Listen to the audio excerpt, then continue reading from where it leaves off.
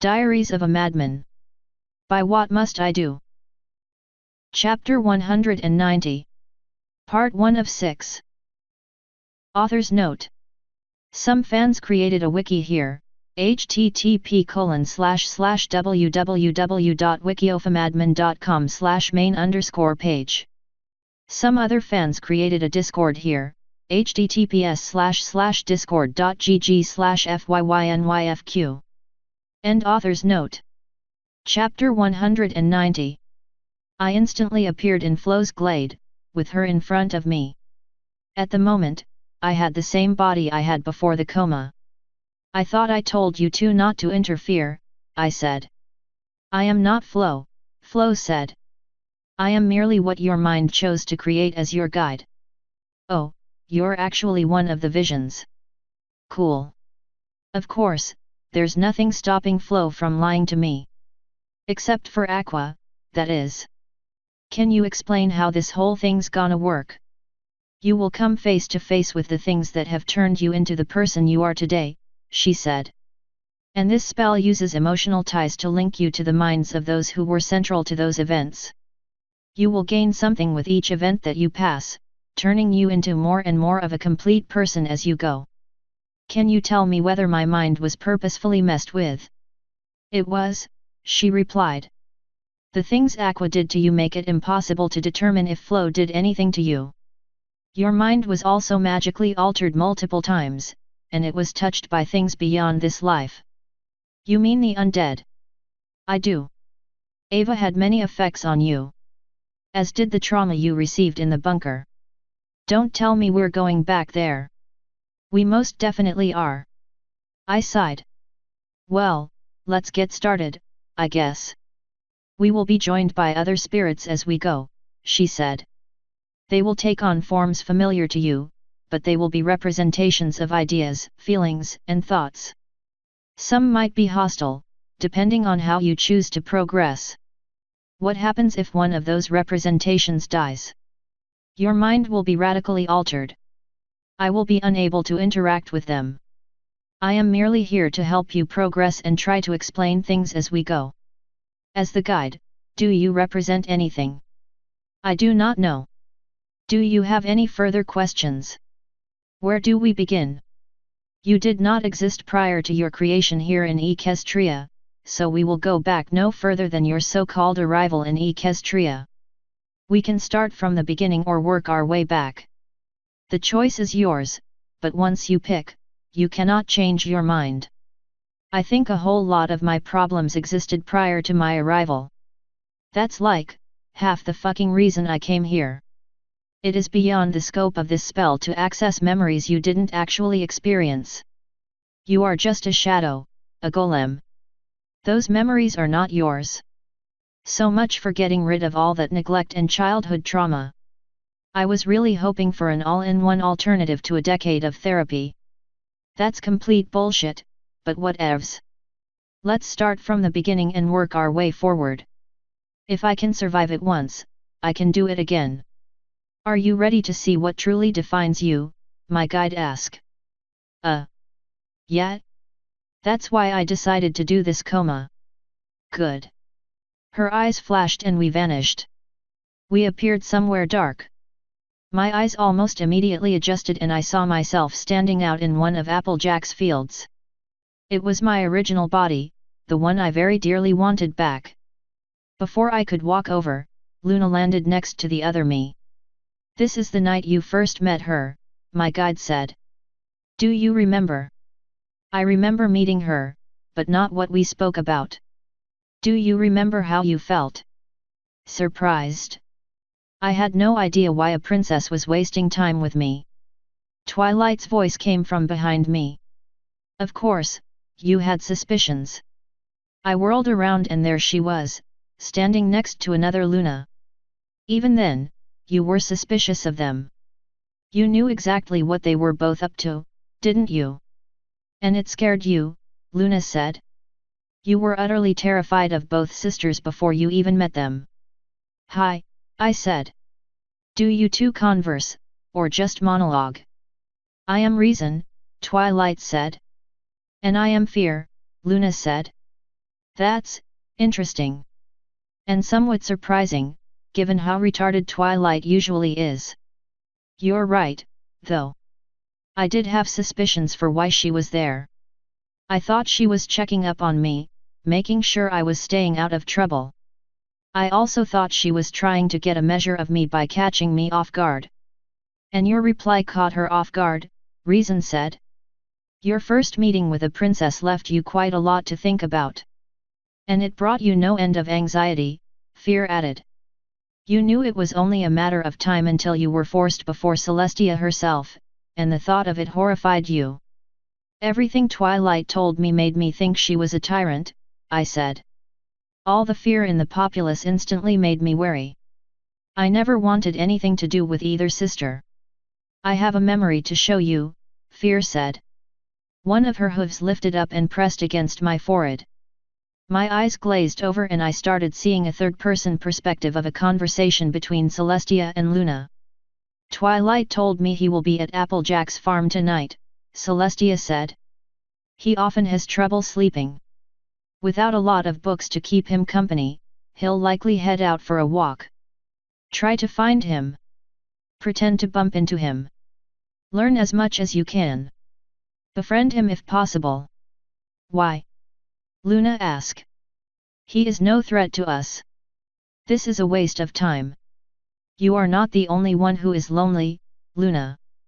Navarone is the only one of his kind. Twilight says he is wistful and depressed. Most ponies are too innocent for him to be comfortable around. From what she has described of him, I believe you two might get along.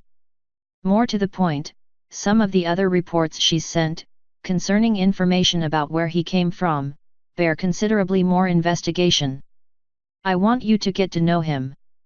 Learn what kind of being he truly is. Learn whether he can be trusted to actually tell the truth. And then grill him for everything you can about his homeland.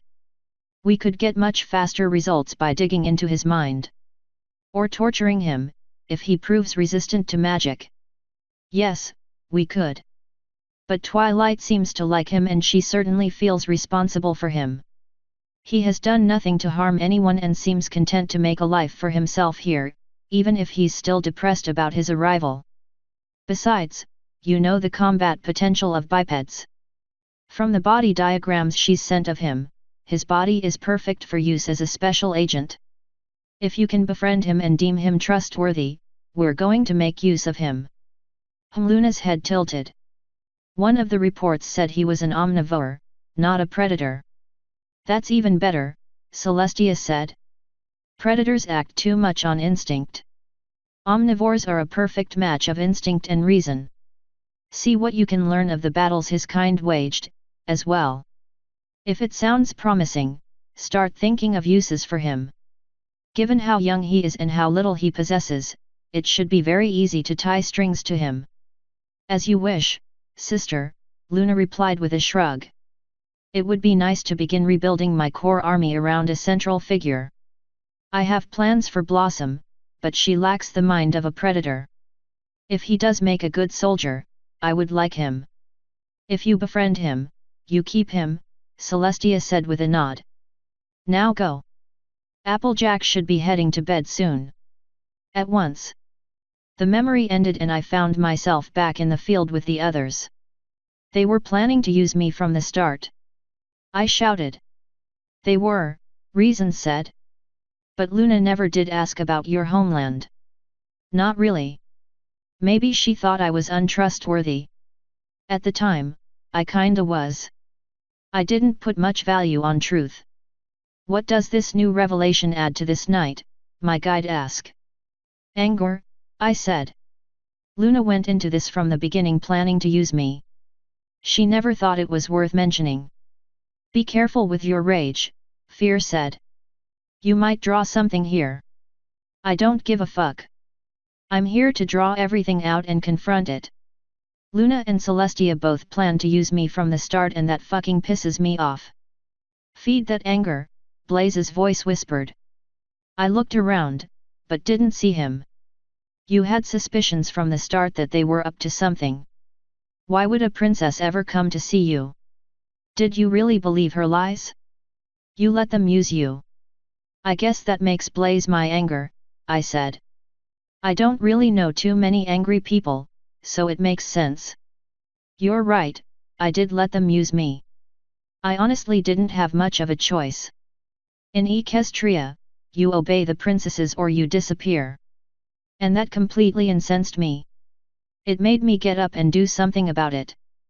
But not with anger, reason said before anger could pipe up. You used logic and reasoning to get to where you are, not rage. Yeah, but this little thing was a wake-up call. I should have gotten angry sooner. I should have done something sooner. I acted as Celestia's tool for far too long. Blaze finally appeared with a burst of fire, standing closer to me than the other two.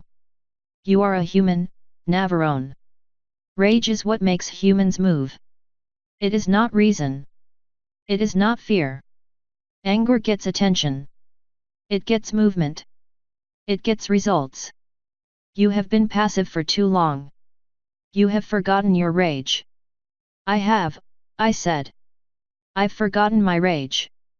I've forgotten my passion. I've forgotten how to live and feel. You are all here to remind me.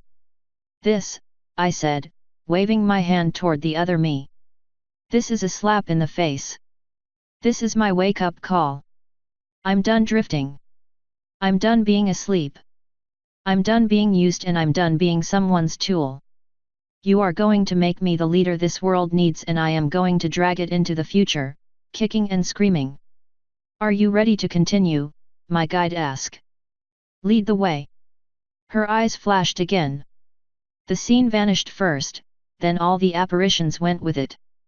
The next place we appeared was Pinky's bedroom. 3 ponies were on the floor, playing spin the bottle. I was one of them. Pinky and Rarity were my 2 abusers, both of whom were smiling at the uncomfortable look on my face.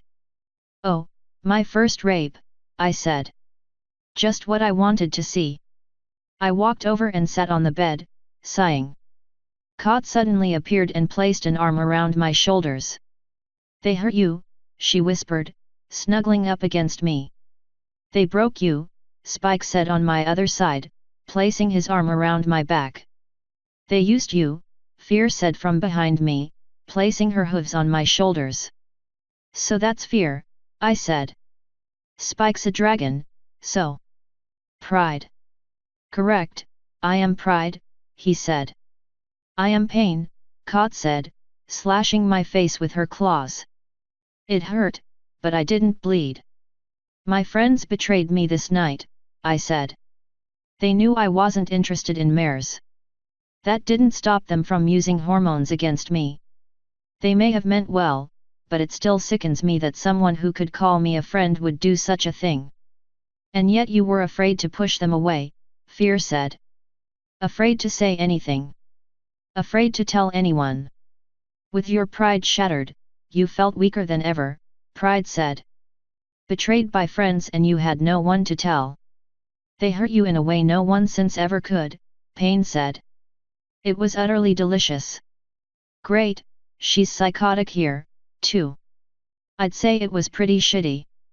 So, do we have a memory attached to this one? We do, Pride said. One of his scaly claws went up to my forehead and I saw Pinky's room again, this time with just Pinky and Rarity. End of part 1.